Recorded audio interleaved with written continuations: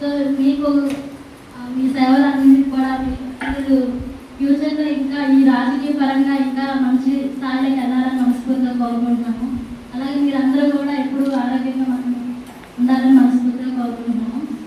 ఇప్పుడు మీకు ఒక చిరు సత్కారం చేయాలని మా ఆఫీస్ తరఫున మేమందరం కూడా అనుకుంటున్నాము.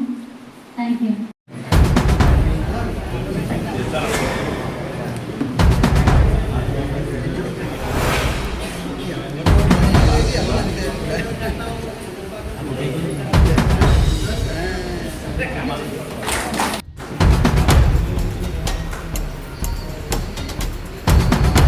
ధర్మసాగరం సర్పంచ్గా రావాల్సింది కోరుతున్నాను.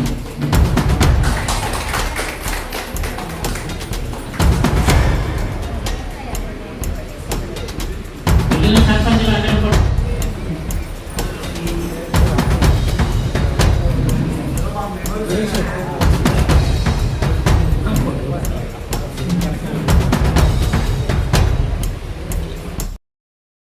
ఎలా ఉంటాయో మళ్ళీ ఇలాంటి మంచి సమావేశానికి మళ్ళీ మీరు రాగలదో రాలేమో, కాబట్టి నెక్స్ట్ ఎలక్షన్ వరకైనా మమ్మల్ని గుర్తించి ఇప్పుడు ఇందాక చేయగా రావడమే మోటార్ రిపేర్ వచ్చింది, లేదా కంప్లైంట్ వచ్చింది, ఒక డ్రైనేజ్ చేయాలి.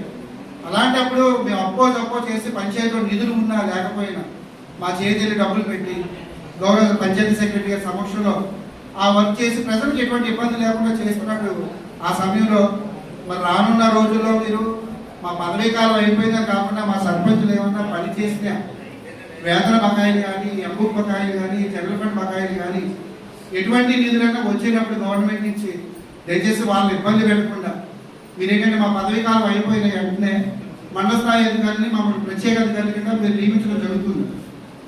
దయచేసి మేడం ఆ ప్రత్యేక అధికారులకు మీరు ఒక ఇన్వెస్టిగేషన్ ఇస్తూ మీరు ఆ పాత సర్పంచులు పనిచేసిన డబ్బులు బకాయిలు కూడా తీర్చవలసిన బాధ్యత మీపై ఉంది. కాబట్టి ఇబ్బందులు పెట్టకుండా మళ్ళీ ఎటువంటి సమస్యలు ఉన్నా మా ద్వారా తెలియజేసి చేయమని చెప్పుకుంటూ అధికారులు కూడా ఒకసారి మాతో పనిచేసినటువంటి మండల అధికారులు అంటే 2 సంవత్సరాలకు ఒకసారి మారుతుంటారు.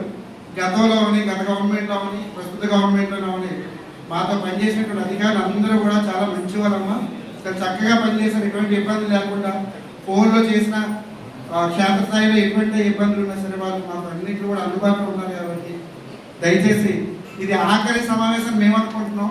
మీరు దయచేసి మమ్మల్ని ఆఖరి మీరు అనుకోకుండా మమ్మల్ని ప్రతిదాన్ని కూడా ఇన్వాల్వ్ చేసి మమ్మల్ని ప్రతి గుర్తించాల్సింది కోరుతూ